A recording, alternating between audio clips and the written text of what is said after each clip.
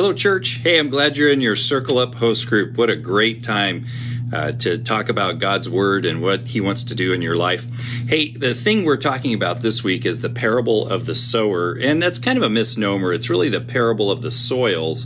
The sower is one of the main characters, but it's the response, it's the condition of the soil that is really vital in that parable. Because the sower throws seed just everywhere indiscriminately, and he throws it on paths that are compacted down. They're like concrete. He throws seed on top of rocky limestone outcroppings where they have absolutely no chance of growing and can't get their roots down to the soil or the moisture. He throws seeds over in uncultivated land across his boundary, and the seed has no chance there. The weeds, I mean, if you ever pulled a weed in your garden, they have enormous roots, and so, the wheat seed has absolutely no opportunity to get down to the soil.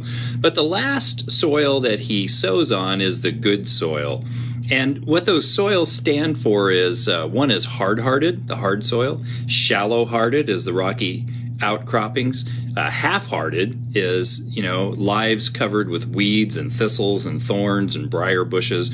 But a wholehearted person is the good soil where the seed can germinate and grow. And Luke says, Jesus said, 100-fold, which was ridiculous. Wheat seeds only produced about 10-fold, but Jesus says 100-fold because he wants to make a spiritual application.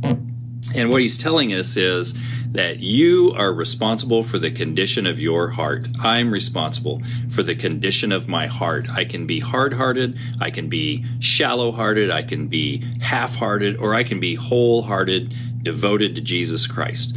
And so talk about in your life, in your Circle Up host group, one area where you're hard-hearted, one area where you think you're shallow-hearted, and so you're just kind of impulsive about doing something, and then you're never really fully in.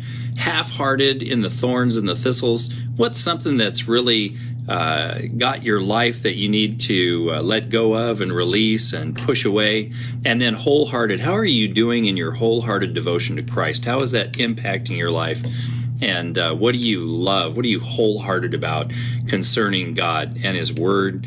Whether it is music and worship and singing or reading the Bible, or what is it that you just feel wholehearted about in following Jesus Christ? Have a great discussion in your group. God bless.